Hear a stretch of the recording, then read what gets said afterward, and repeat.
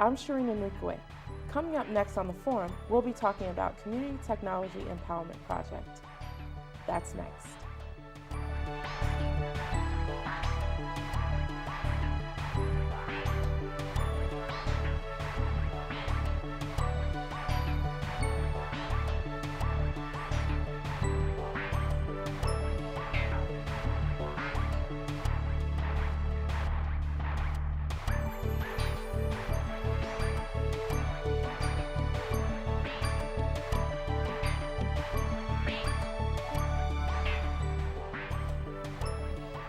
Thank you. You are watching The Forum. My name is Sherine Onukwuwe, and with me today is Desiree Culpitt with CTEP and Hannah Gordon, who is right now located at the Hub Center and is a Americorps member with CTEP.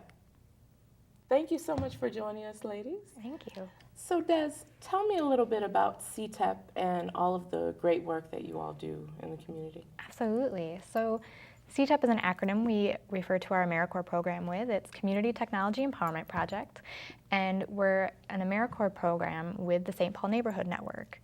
We have 30 Americorps members that are dispersed across the metropolitan area who are working to close the digital divide by increasing digital literacy among our community members.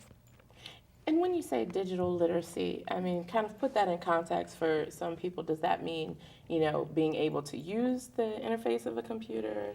And what are some very pertinent things that people would, need a computer for? Absolutely.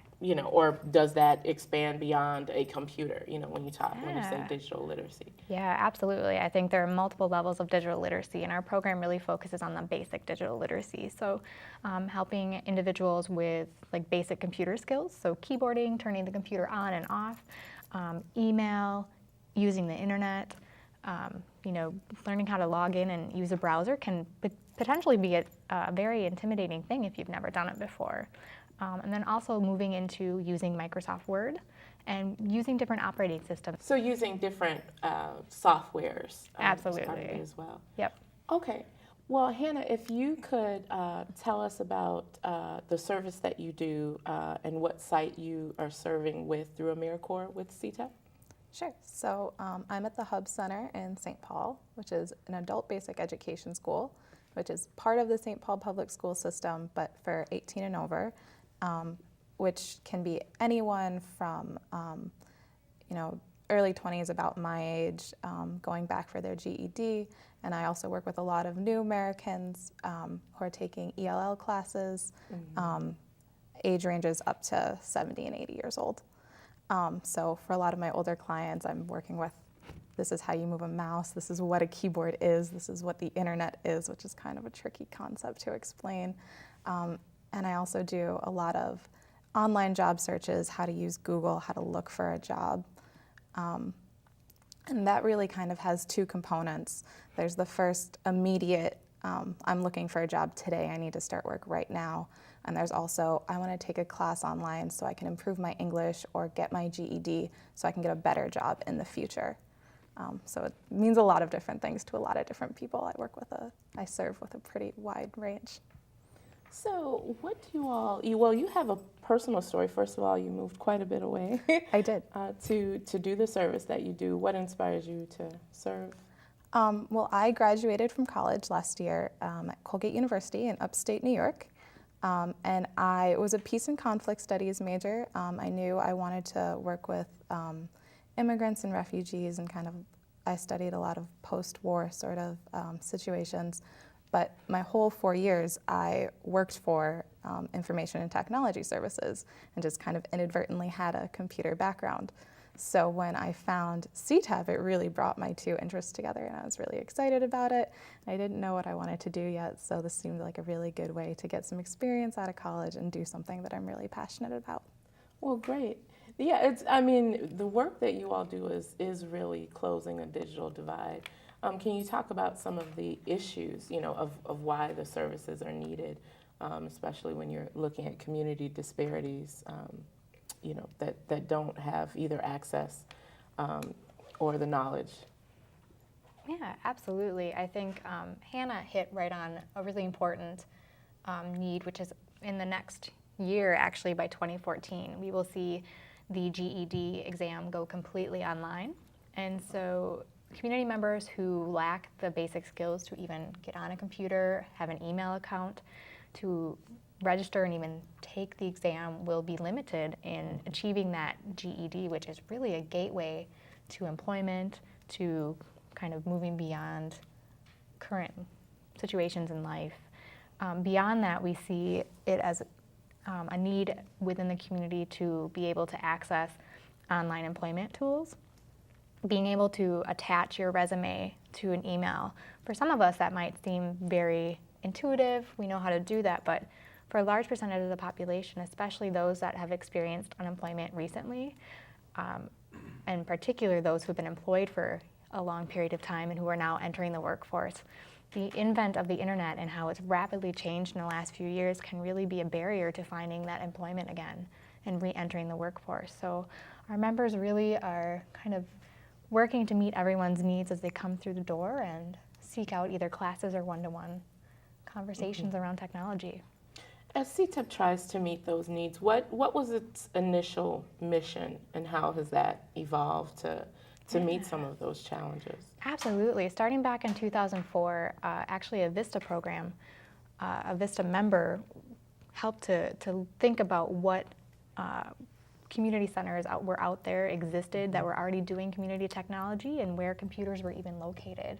And since then, we've really transformed from a program that had members just in community technology centers to where we have members in community technology centers, in public libraries, and nonprofit organizations, helping to really spread the services around and maximize where we can have service points throughout the community.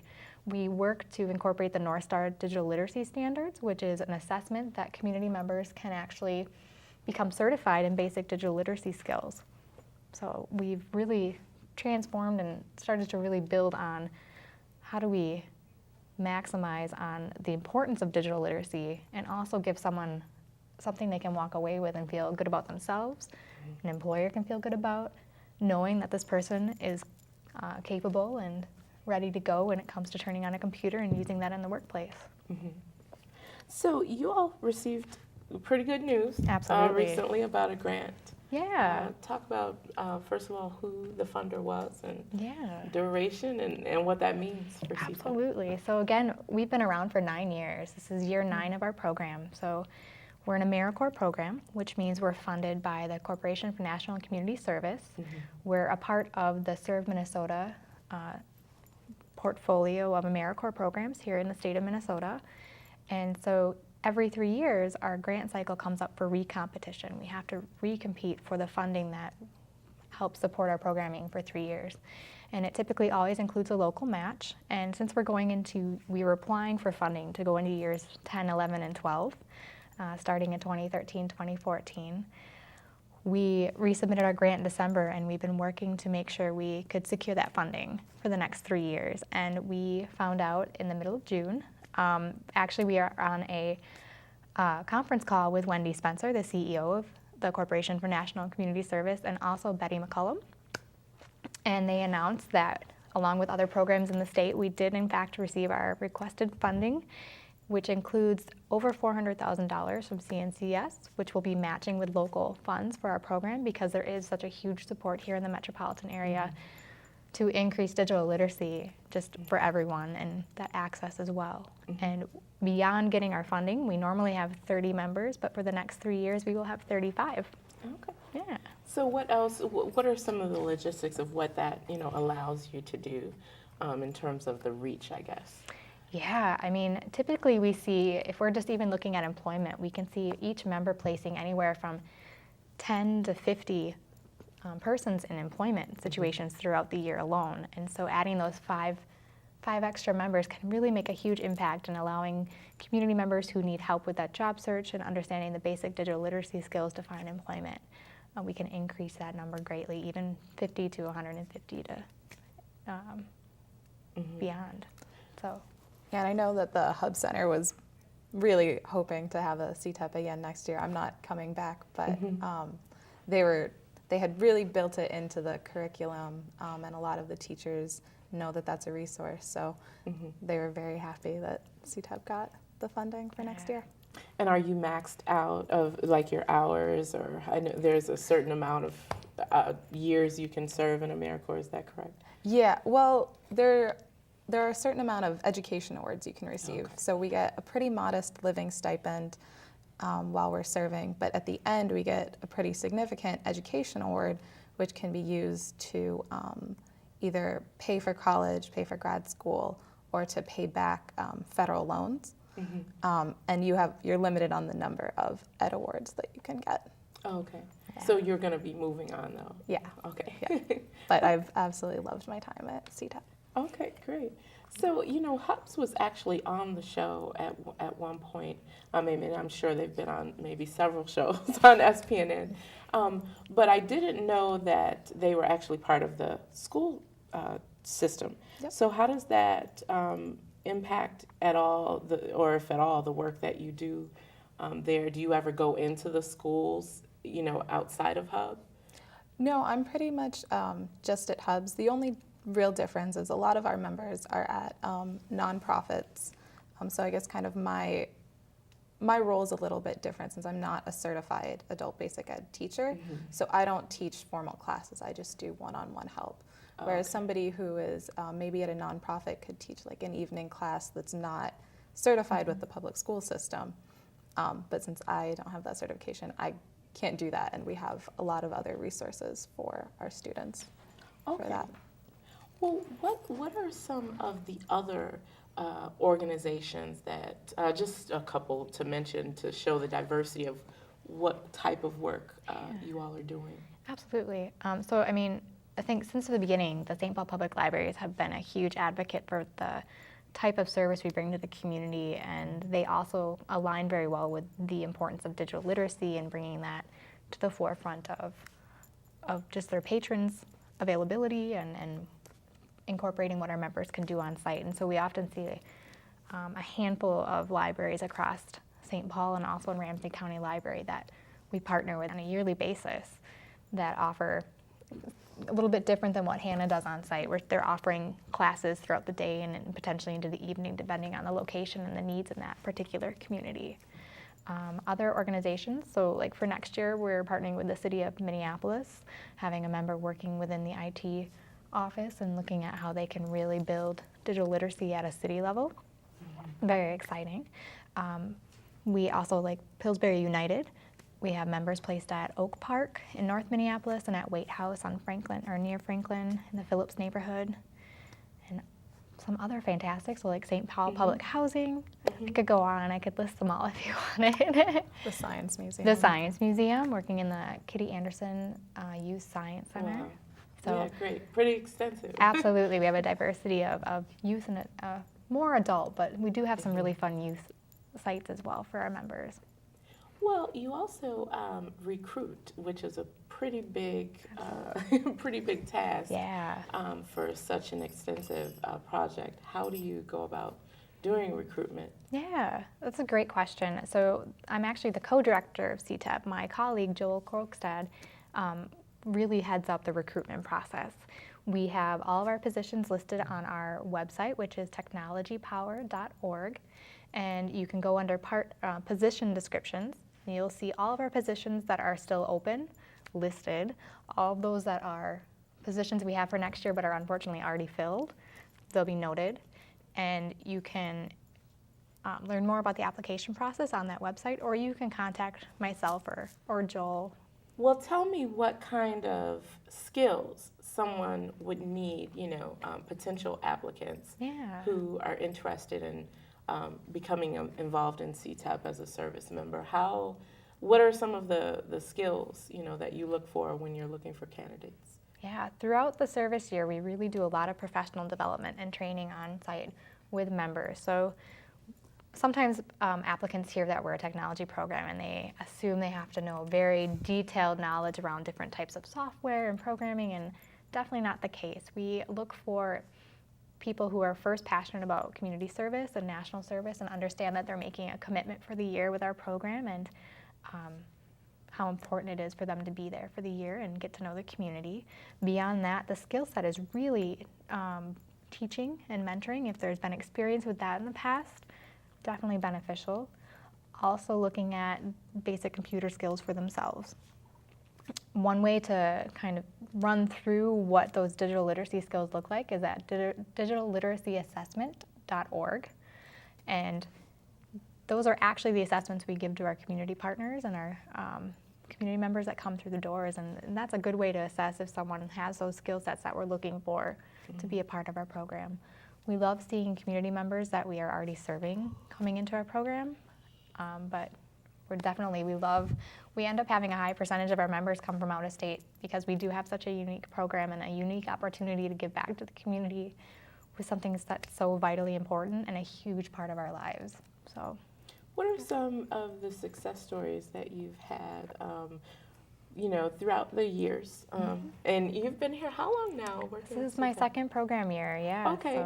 So anything that has, occurred over those 2 years that's really been, a monumental moment that you were proud to be doing the work that you're doing?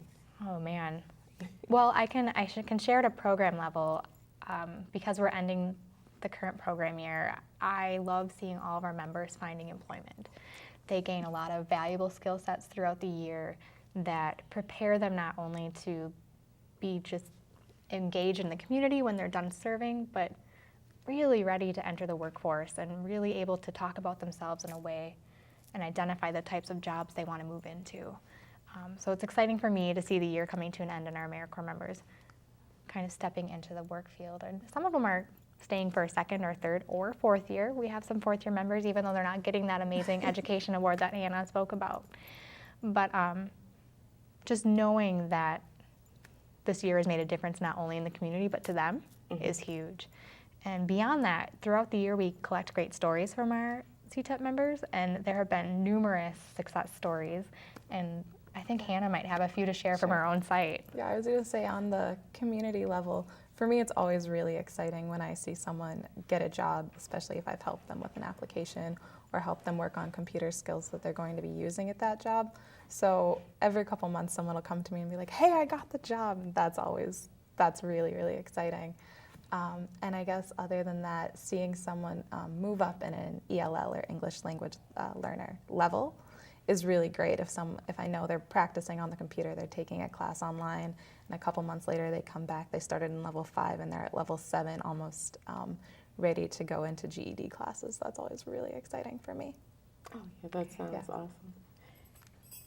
If you could tell me, Hannah, what your inspirations for doing this work. You had mentioned something earlier about your parents off camera.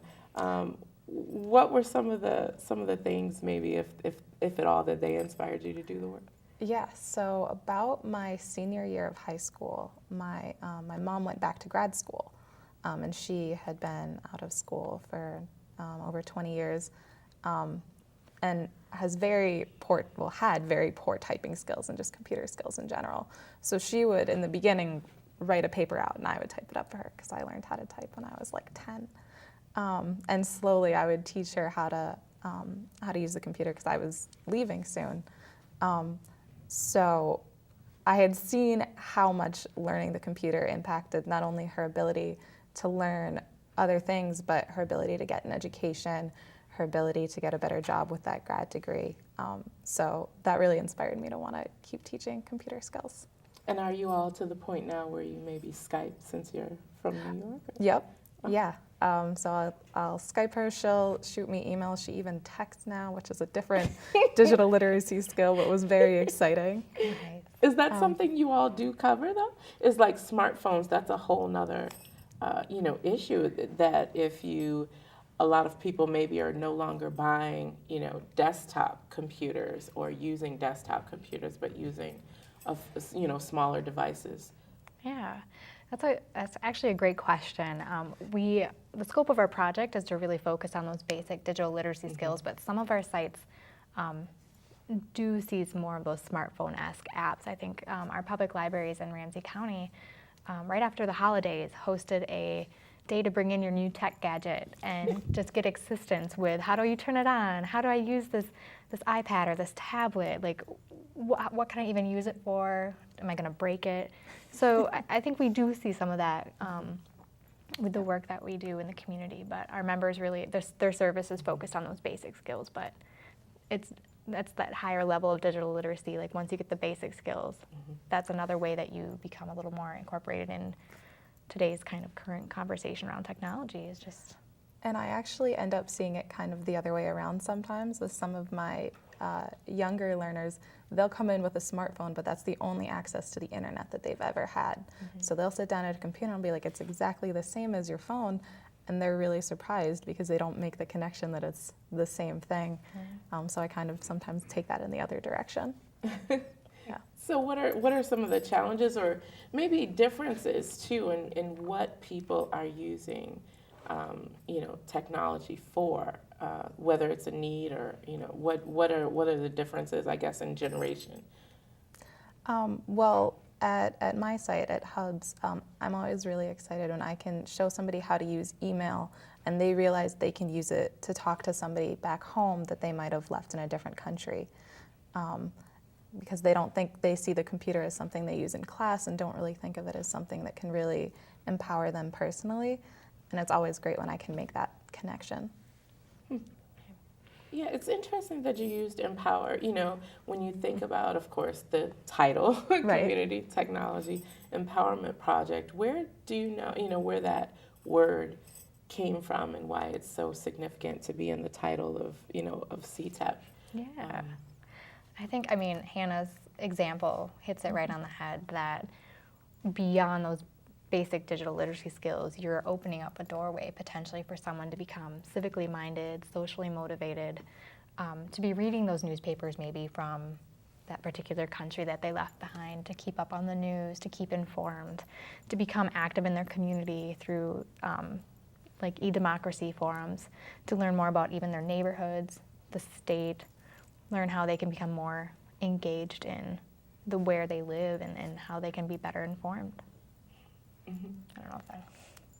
Yeah, that answers it. So why do you do the work that you do? That I do?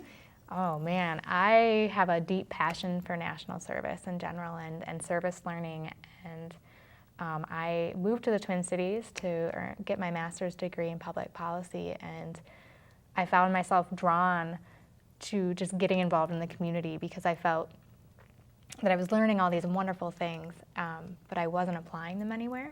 And from my volunteering, I was drawn to doing a year as an Americorps Vista, which is a little bit different than our program. And but what I did is I served 2 years as a Vista, and after that, I just really saw a future for myself in national service. And CTEP, so the Community Technology Empowerment Project, is, I think, one of the best programs in the state. And being able to be a part of it just keeps me inspired. And the stories that I hear from Hannah and our other members throughout the year of success stories, it can make any day a happy day. So, And just because the members are so great. the members are amazing. Yes, they are. We just we host some really fun events in the community. We just hosted a Digi Days at the Rondo Community Library. We partner with the Minnesota Computers for Schools. They donate 4 laptops. We bring together some great organizations in the community that are doing digital literacy education. SPNN had a table at Digi Days. And we actually give away 4 laptops to families that don't have computers, just for showing up and being a part of the day and being a part of the community. So it's become popular in the past few years. It's one of the many reasons I think I love what I do, is that we get to be in the community and get to see the impact that our work does. Wow. So do you all have some online schedule through SPNN.org, or how does someone get to your website? Is it the Technology Power? Yeah, for right now it's technologypower.org, and they can see all of our different information about CTEP. You can also find us on the SPNN website. There's a tab for CTEP, and it'll kind of redirect you back to technologypower.org for the meantime. So, okay. Yeah. And any questions or general questions that people have, they should direct them. Yeah, they can direct them to my email, which is Desiree@technologypower.org, or they can direct it to my colleague Joel at technologypower.org. Okay. Well, Hannah, actually, I do have one last question for you. Is that in the future, how will you apply, all of the things that you've gained, I guess, experience-wise, from your experience with CTEP? Sure. So at least next year I have another 1-year temporary contract sort of deal. But this is at my alma mater at Colgate University in upstate New York. And I'm working as a program assistant for the Africana and Latin American Studies department, doing a lot of event planning, a lot of organizing, that sort of thing. And during my interview, literally every question they asked me if I had experience with managing volunteers or work study students, if I had experiences multitasking and working under pressure, I had concrete examples of absolutely every question. And I really do feel prepared to enter the workforce after college now. Great. Well, Yeah. good luck. Well, that's one last thing. What is one thing you're looking forward to this year with CTEP? I think being able to have 5 extra members in the community and seeing the impact that they're going to create, and being able to do what we do best for 3 more years while further shaping our program to incorporate a little bit more of that workforce development for our members so that they can be delivering those basic technology skills in a professional way and in a way that really benefits our community members. So each year we keep improving, and I think that's what I'm looking forward to the most, is seeing what next year brings. Great. Well, good luck to you and continue the work you've been doing. And thank you for joining us here on Thank you. Forum. Thank you.